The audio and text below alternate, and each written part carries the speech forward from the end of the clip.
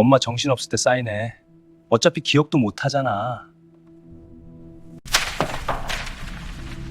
누가 너무 보고 치매래? 엄마 정신없을 때 찍어. 아들이 내 손을 잡고 서류 위로 끌어당기고 있었습니다. 볼펜이 손가락 사이에 끼워졌습니다. 나는 그 손을 바라보았습니다. 68년을 살면서 수없이 많은 것을 잡아온 손. 새벽 3시에 생선 상자를 들어올리던 손. 자식들 밥을 퍼담던 손. 그 손이 지금 아들에게 붙들려 있었습니다. 나는 천천히 손을 뿌리쳤습니다. 그리고 말했습니다. 누가 누구 보고 치매래? 이 이야기는 내가 요양원에 버려진 날부터 시작됩니다. 끝까지 들어주실 분들, 지금 바로 구독 버튼과 좋아요 한번 눌러주세요. 여러분의 구독 하나가 이런 이야기를 계속 전해드릴 수 있는 힘이 됩니다. 그럼 시작할게요. 찌개가 타고 있었습니다. 코를 찌르는 탄내가 부엌 가득 퍼져나갔습니다. 나는 알고 있었습니다. 냄비 속의 된장찌개가 바닥을 긁으며 눌어붙고 있다는 것을. 하지만 나는 움직이지 않았습니다.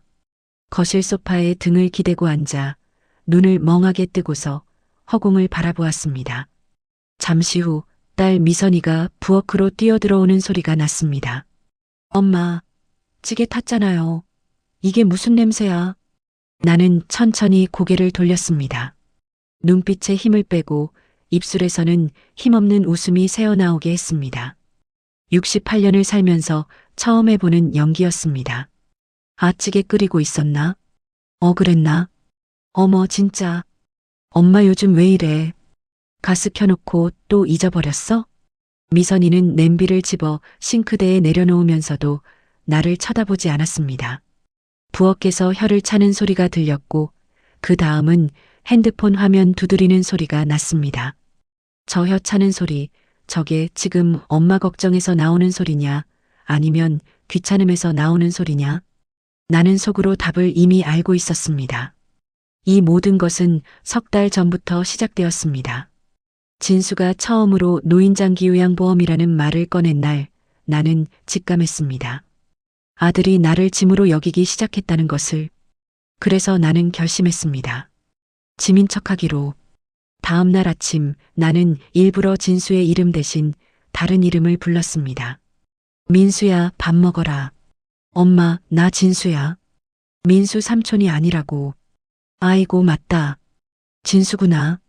엄마가 요즘 자꾸 헷갈려. 진수의 표정이 묘하게 변하는 것을 나는 놓치지 않았습니다. 걱정이 아니었습니다. 계산이었습니다. 눈썹이 살짝 올라가고 입꼬리가 아주 조금 당겨지는 그 표정. 시장에서 30년을 장사한 나는 사람 표정 읽는 것만큼은 누구에게도 지지 않습니다. 그날 저녁 자식들이 모두 각자의 방으로 들어간 뒤 나는 안방 서랍 깊숙이 숨겨둔 작은 수첩을 꺼냈습니다. 3월 4일. 찌개 태움. 미선 혀참. 걱정 없음. 진수방에서 나오지 않음. 수첩에 오늘의 날짜를 적고 볼펜 뚜껑을 닫았습니다. 그리고 마지막에 한 줄을 더 적었습니다. 용인 땅 아직 아무도 모른다. 계속 모르게 해라. 25년 전 나는 남편이 세상을 떠나고 혼자가 된 첫 해 겨울에 등록금 모은 돈을 몽땅 털어 용인 수지. 끄트머리에 있는 폐가 부지 하나를 샀습니다. 자풀이 우거지고 무너진 집터가 있는 180평짜리 쓸모없어 보이는 땅이었습니다. 주위 사람들이 모두 미쳤다고 했습니다. 하지만 나는 그 땅을 믿었습니다. 언젠가는 반드시. 아들아, 엄마가 다 보고 있다. 그것은 4월 어느 저녁이었습니다. 나는 안방 문을 살며시 닫아두고 누워 있었습니다. 일부러 텔레비전 소리를 낮게 켜두었습니다. 자식들이 내가 잠든 줄 알게 하기 위해서였습니다. 거실에서 소곤거리는 소리가 들려왔습니다. 처음에는 작았지만 자식들이 내가 완전히 잠든 것으로 믿었는지 목소리가 조금씩 커졌습니다. 야, 엄마 점점 이상해지는 거 너도 느끼지? 당연하지. 아까도 내 이름 헷갈리고. 진짜 치매 오는 거 아니야? 검사는 받아봐야 알겠지만 솔직히 이 집에서 계속 모실 수는 없잖아. 나도 일 있고 형수도 있고 나야 더 말할 것도 없지. 애들 학교 챙기기도 바빠 죽겠는데. 나는 이불 위에 가만히 누운 채로 숨을 고르게 쉬었습니다. 손이 이불 끝을 꼭 쥐었지만 나는 소리 내지 않았습니다. 그러니까 지금부터 준비해야 해. 엄마 더 망가지기 전에 도장 받아야 돼. 아파트 팔면 그 돈으로 요양원 비용 충당하고도 남잖아. 아파트가 지금 얼마야? 뭐 6억은 될걸? 엄마 명의로 되어 있으니까. 치매 판정 받으면 우리가 후견인 되면 되고. 솔직히 말해서 엄마 집 하나면 우리 인생 좀 편해지잖아. 오빠도 대출 있고 나도 애들 학원비에 숨 막히고 그거 하나 해결되면. 그러니까 타이밍 놓치면 안 돼. 그 말이 천장에 새겨지는 것 같았습니다. 엄마 집 하나면 우리 인생 편해진다. 나는 평생 저 아파트 한 채를 위해 살았습니다. 새벽 4시에 일어나 생선 비늘을 긁어내고 한여름 떼약볕 아래에서 목청 높여 흥정하고 손이 퉁퉁 붓도록 씻고 또 씻어가며 모은 돈으로 사들인 집이었습니다. 자식들 대학 등록금 내고 결혼 자금 보태고 남은 것으로 겨우 장만한 내 인생의 집이었습니다. 그 집이 지금 자식들 인생을 편하게 해줄 도구가 되어 있었습니다. 인감. 저 녀석이 도장이라는 말을 저렇게 쉽게 꺼내는구나. 나는 그날 밤 수첩에 단 한 줄만 적었습니다. 4월 12일. 도장, 아파트, 요양원. 우리 인생 편해진다. 이제 알겠다. 이제 시작이다. 그리고 다음 날 아침 나는 오래된 수첩에서 전화번호 하나를 꺼냈습니다. 20년 전 내가 시장에서 도시락을 사 먹이던 가난한 법대생이었던 아이. 지금은 변호사가 된 김도연이의 번호였습니다. 5월의 어느 아침이었습니다. 진수가 차 열쇠를 들고 내 방 문을 두드렸을 때 나는 이미 알고 있었습니다. 오늘이 그날이라는 것을. 엄마, 오늘 병원 한번 다녀오자. 요즘 건망증도 심하고 검사 한번 받아봐야 한다고. 병원? 어디 아프지 않은데. 아프기 전에 미리 받는 거야. 어서 준비해. 금방 갔다 올게. 나는 순순히 따라 나섰습니다. 신발을 신으면서 현관을 한번 둘러보았습니다. 30년 동안 살던 집이었습니다. 저 벽에 걸린 자식들 돌사진, 저 냉장고 옆에 붙어 있는 단골 중국집 전화번호, 창가 화분에 내가 직접 심어 놓은 제라늄. 잘 있어라. 엄마 곧 돌아온다. 차는 1시간을 달렸습니다. 병원 방향이 아니었습니다. 나는 물론 알고 있었지만 모르는 척 창밖만 바라보았습니다. 차가 멈춘 곳에는 행복한 노을 요양원이라는 간판이 걸려 있었습니다. 엄마, 여기서 잠깐 상담만 받아보자. 상담실에는 원장이 기다리고 있었고 서류들이 이미 준비되어 있었습니다. 진수는 능숙하게 서류를 넘기며 도장 찍을 곳을 가리켰습니다. 나는 떨리는 손으로, 아니 일부러 떨리는 척을 하며 도장을 찍었습니다. 그리고 진수는 자리에서 일어났습니다. 엄마, 여기서 좀 지내다가 좋아지면 데리러 올게. 진수야, 가방은 어디에? 나는 아무것도 들고 오지 않았습니다. 칫솔도 갈아입을 옷도 슬리퍼도 없었습니다. 진수는 그 사실을 알면서도 그냥 차 문을 닫았습니다. 차바퀴 소리가 멀어졌습니다. 나는 요양원 현관에 멍하니 서 있었습니다. 5월의 바람이 차게 느껴졌습니다. 가방도 없이, 칫솔 하나도 없이 엄마를 버리고 떠난 것입니다. 그날 밤 나는 요양원 창문으로 멀리 보이는 가로등을 바라보았습니다. 울지 않았습니다. 68년 동안 울어야 할 때 울지 못한 사람이 나였으니까. 다만 수첩에 오늘 날짜와 함께 한 문장을 적었습니다. 5월 9일. 버려졌다. 가방도 없이. 그래도 괜찮다. 나에게는 계획이 있다. 그리고 나는 불을 껐습니다. 한 달이 지났습니다. 그리고 2달이 지났습니다. 자식들은 오지 않았습니다. 전화 한 통도 없었습니다. 매일 아침 5시에 일어났습니다. 복도 끝 창가에서 맨손 체조를 했습니다. 시장에서 30년 동안 단련된 몸은 쉽게 무너지지 않았습니다. 식사도 꼬박꼬박 다 먹었습니다. 체력이 있어야 마지막까지 버틸 수 있으니까. 요양원 직원 중 한 분이 유독 나를 챙겨주었습니다. 이름은 박수진 32의 처녀였습니다. 나는 그분에게만큼은 온전히 나를 드러냈습니다. 어르신, 오늘도 혼자 운동하셨어요? 응. 몸이 자꾸 굳으면 안 되잖아. 가족분들한테 전화라도 드릴까요?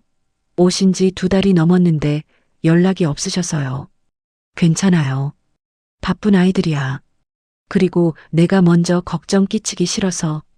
수진 씨는 표정이 흐려지면서 시선을 돌렸습니다. 나는 그 눈빛을 오래 기억했습니다. 딱하게 여기는 눈빛이 아니었습니다. 진심으로 안타까워하는 눈빛이었습니다. 그 즈음 김도연 변호사가 처음 면회를 왔습니다. 병문안을 온 것처럼 꾸며서였습니다. 어머니, 많이 기다리셨죠? 아이고, 도연아. 다 됐어? 네. 공증도 완료했고 신탁 계약도 마무리됐습니다. 이제 어머니 뜻대로 진행할 수 있어요. 그래. 이제 시작이다. 김도연은 가난했던 학창 시절 내가 시장 한켠에서 밥을 먹이고 교재비를 몰래 찔러준 아이였습니다.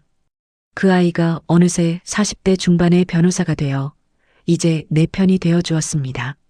세상은 뿌린 대로 거두는 법이라는 것을 나는 이때처럼 실감한 적이 없었습니다. 6개월이 지나고 7개월이 지났습니다. 자식들은 단 한 번도 오지 않았습니다. 요양원 달력에 나는 매일 작은 동그라미를 쳤습니다. 그 동그라미들이 모여 한 줄이 되고 2줄이 되었습니다. 기다려라. 엄마도 기다리고 있으니. 8개월째 되던 날 아침이었습니다. 요양원 공용 거실에서 텔레비전 뉴스가 흘러나왔습니다. 나는 창가 의자에 앉아 햇볕을 쬐고 있었는데 앵커의 목소리가 귀에 꽂혔습니다. 오늘 국토교통부는 경기도 용인시 일대 46만 평 규모의 신도시 개발 계획을 공식 발표했습니다. 해당 지역 토지 보상금은 총 1조 2천억 원 규모로. 나는 가만히 화면을 바라보았습니다. 지도가 펼쳐지고 개발 구역이 빨간 선으로 표시되었습니다. 그 빨간 선 안에 용인 수지구 끄트머리에 있는 작은 구역이 눈에 들어왔습니다. 저기구나. 드디어 저기가 됐구나. 25년 전이었습니다. 남편이 세상을 떠나고 나는 혼자 2아이를 키우며 시장을 지켰습니다. 어느 해 겨울 한 손님이 말했습니다. 사장님, 용인 수지 쪽에 야산패가 부지 나온 거 아세요? 헐값에 나왔던데. 뭐 쓸모는 없겠지만 나는 그 이튿날 직접 가보았습니다. 자풀이 무성하고 오래된 무너진 집터가 있는 땅이었습니다. 180평, 당시 가격으로 3천만 원이었습니다. 등록금 모아놓은 돈을 몽땅 털었습니다. 아무도 몰랐습니다. 그 땅을 나는 25년 동안 아무에게도 말하지 않았습니다. 자식들에게도요. 세금 고지서가 오면 혼자 내고 등기부는 금고 안에 넣어두었습니다. 그것은 내가 마지막으로 가진 자존심이었습니다. 김도연 변호사에게 전화가 왔습니다. 어머니, 방금 뉴스 보셨죠? 보상금 감정가 나왔습니다. 어머니 땅 103억 원입니다. 나는 잠시 말이 없었습니다. 103억? 새벽 3시에 일어나던 몸, 생선 비늘에 긁히던 손, 아파도 병원 한 번 못 갔던 그 30년이 지금 숫자가 되어 울려 퍼지고 있었습니다. 도연아, 그대로 진행해. 내 어머니, 준비되어 있습니다. 이제 봄이 왔구나. 뉴스가 나간 지 사흘이 지났습니다. 요양원 현관문이 열리는 소리를 들었을 때 나는 직감했습니다. 나는 공용 거실 소파에 앉아 시선을 텔레비전에 고정한 채 기다렸습니다. 엄마, 목소리가 달라졌습니다. 아들의 목소리에서 진한 반가움이 묻어났습니다. 8개월 동안 전화 한 통 없던 사람이 지금 눈물까지 글썽이며 내 손을 잡으려 했습니다. 엄마, 그동안 많이 힘드셨죠? 보고 싶었어요. 우리가 너무 바빠서 미안해. 나는 눈을 껌뻑이며 두 사람을 번갈아 바라보았습니다. 어수룩한 노인의 표정으로 진수냐? 미선이고 그래 엄마. 나야. 보고 싶었어 엄마. 진수가 쇼핑백을 내밀었습니다. 과일이 들어 있었습니다. 미선은 꽃을 들고 왔습니다. 8개월 만에 처음 보는 얼굴들이 이제 효자효녀 코스프레를 하고 있었습니다. 잠시 후 진수가 가방에서 서류 봉투를 꺼냈습니다. 엄마, 이거 잠깐만. 엄마 땅 있잖아, 용인에. 그거 보상금 받으려면 엄마 서류가 필요해. 이름이랑 도장만 찍으면 돼. 간단해. 그래, 엄마. 어려운 거 아니야. 엄마 이름 적고 여기다 도장 찍으면 우리가 다 알아서 할게. 엄마는 신경 안 써도 돼. 간단해. 어려운 거 아니야. 엄마는 신경 안 써도 돼. 그래, 그 말이 지금 제일 무서운 말이다. 나는 서류를 천천히 받아들었습니다. 손이 약간 떨리는 척을 했습니다. 눈으로는 글자들을 훑었습니다. 위임장, 재산관리 위임, 수익자 박진수, 박미선. 나는 고개를 들어 아들을 바라보았습니다. 아들의 눈빛은 간절했습니다. 그것은 엄마를 보고 싶은 간절함이 아니었습니다. 103억짜리 숫자를 향한 간절함이었습니다. 진수가 볼펜 뚜껑을 빼며 내 손 앞에 내밀었습니다. 엄마, 여기 이름 쓰고 저기 도장만 찍어. 엄마 힘들게 안 해도 돼.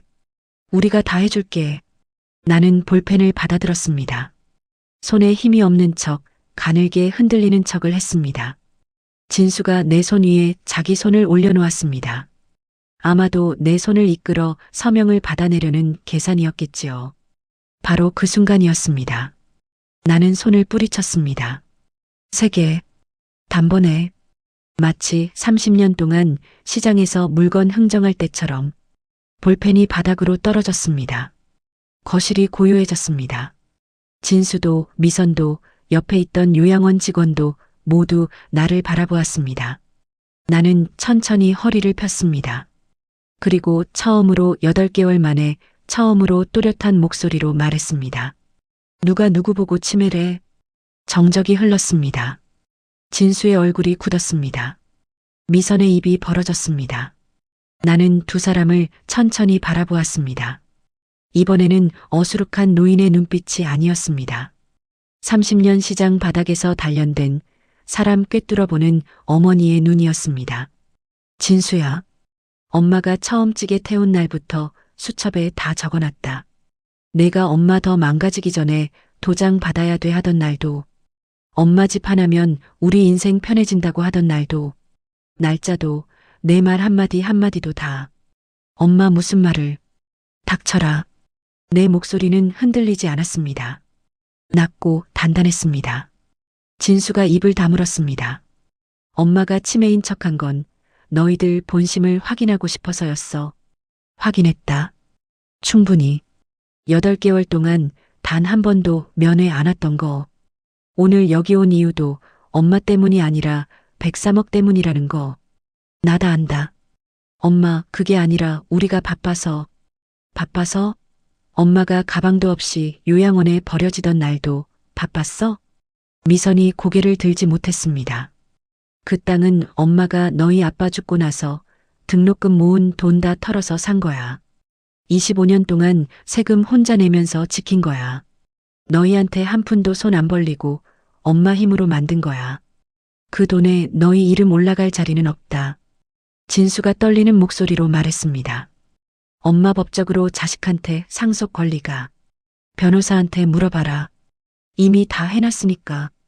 드디어 말했다. 68년 동안 참아온 말을 오늘 다 했다. 진수는 소송을 하겠다고 했습니다. 엄마, 이거 재산 처분 무효야. 법적으로 따질 거야. 엄마가 판단 능력이 있는지 없는지부터 다시 감정받아야 해. 해봐라.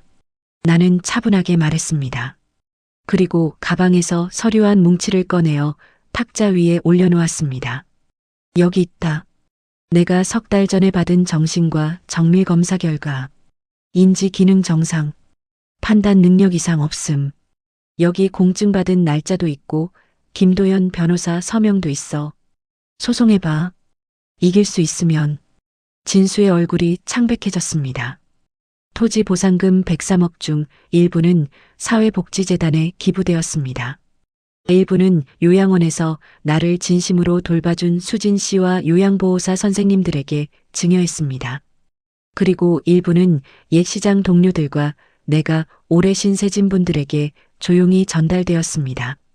나머지는 내 노후를 위해 신탁으로 묶어두었습니다. 내가 살아있는 동안 내 뜻대로만 쓸 수 있도록. 엄마, 이게 말이 돼? 자식한테는 한 푼도 안 남기고. 진수야, 너한테 줄 것은 이미 줬어. 대학 등록금, 결혼자금, 집 살 때 보탠 돈. 그게 다야. 그 이상은 내 몫이 아니야. 미선이 울기 시작했습니다. 엄마, 제발 한 번만 우리가 잘못했어. 엄마 미안해. 한 번만. 나는 그 눈물을 바라보았습니다. 그리고 말했습니다. 너희가 나를 버린 날. 잠시 말을 멈췄습니다. 엄마도 그날 죽었다. 거실이 다시 고요해졌습니다. 미선의 울음이 멎었습니다. 진수도 미선도 아무 말을 하지 못했습니다. 가거라. 두 사람이 나갔습니다. 현관문이 닫혔습니다. 나는 창가로 걸어가 그들의 차가 주차장을 빠져나가는 것을 바라보았습니다. 그제야 눈물이 났습니다. 슬픔의 눈물은 아니었습니다. 68년 동안 묵혀두었던 무언가가 이제야 비로소 풀려나오는 것 같은 눈물이었습니다. 다음 날 아침 나는 요양원을 나왔습니다. 수진 씨가 현관까지 배웅해 주었습니다. 어르신, 어디 가세요? 바다 보러. 살면서 한 번도 그냥 바다 보러 가본 적이 없어서. 혼자요? 응, 혼자. 이제 그래도 되잖아. 나는 가방을 들었습니다. 이번에는 제대로 챙긴 가방이었습니다. 칫솔도 갈아입을 옷도 좋아하는 책 한 권도 들어 있었습니다. 햇살이 따뜻했습니다. 68년 만에 처음으로 나는 아무에게도 미안하지 않은 발걸음으로 걸었습니다. 그리고 혼자 중얼거렸습니다. 이제야 내 인생을 사네. 이명숙 씨의 이야기 끝까지 함께 해주셔서 진심으로 감사합니다. 오늘 이 사연 어떻게 들으셨나요? 가장 마음에 걸리는 장면이 있으셨다면 댓글로 남겨주세요. 여러분의 댓글 하나하나가 다음 이야기를 만드는 힘이 됩니다. 아직 구독 안 하신 분들 지금 구독 버튼 꾹 눌러주시고요. 좋아요도 한 번만 눌러주시면 이런 이야기가 더 많은 분들께 닿을 수 있습니다. 우리 채널에는 이처럼 마음을 울리는 사연들이 가득합니다. 다음 이야기도 곧 찾아올게요. 그때까지 부디 건강하시고 따뜻한 하루 보내세요. 감사합니다.